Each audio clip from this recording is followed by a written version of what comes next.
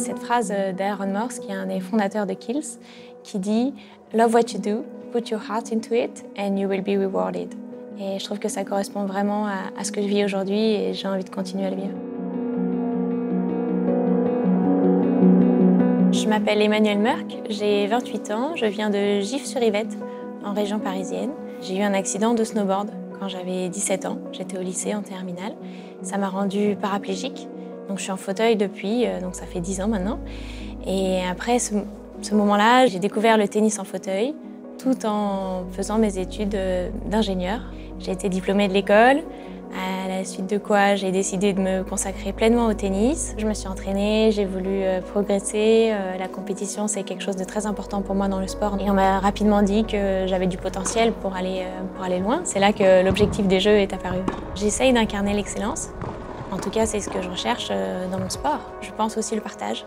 De pouvoir partager mon expérience avec mes collègues de L'Oréal, avec mes amis, ma famille, ça apporte une dimension bien supérieure à juste la performance en elle-même.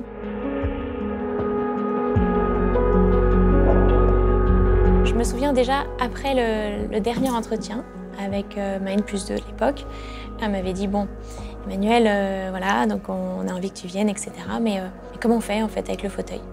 Et j'ai trouvé que c'était très cash, très direct comme question, et ça m'a beaucoup plu. Je me suis dit, en fait, c'est génial parce qu'on peut tout de suite casser les barrières, les appréhensions, de me dire, bon, c'est pas quelque chose qu'on enferme dans le placard, on n'en parle pas, on n'a pas le droit d'en parler, etc. Et donc, quand je suis arrivée, tout le monde était au courant que j'avais participé aux Jeux de Rio. Ça a été un sujet principal de conversation qui a permis de rentrer d'une manière assez directe en relation avec les gens et ensuite de rentrer un peu plus peut-être dans les questions intimes liées au fauteuil, de qu'est-ce qui s'est vraiment passé et qu'est-ce que ça implique dans la vie de tous les jours. Je pense que c'est le regard aussi que je porte sur moi qui change la façon dont les gens me regardent.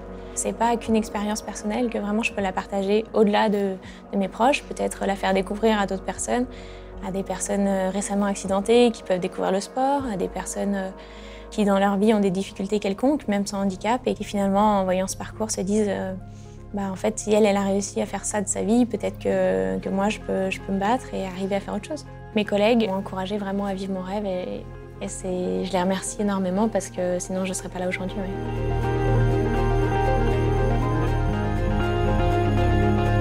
L'Oréal m'a donné cette chance de vivre de mon rêve. Donc maintenant je suis sur le terrain, donc il faut que je donne tout, et que je donne le meilleur de moi-même à chaque instant. Et tout ça, ça m'a poussée en fait à aller plus loin, à vouloir finalement avoir ça dans ma vie de tous les jours parce que je me dis que voilà, c'est pas courant quand même et que tant que je peux le vivre, autant que je le fasse parce que je crois que c'est une drogue maintenant. Ouais. Je pense qu'on a énormément de possibilités dans la vie, que si quelque chose nous tient à cœur, il faut essayer parce que dans tous les cas, on le regrettera plus tard si on n'a même pas essayé. J'aimerais montrer aux gens qu'une personne en fauteuil peut faire du sport, peut conduire une voiture, peut avoir un petit ami, peut se marier, avoir des enfants, un travail et peut finalement avoir une vie aussi riche que n'importe qui.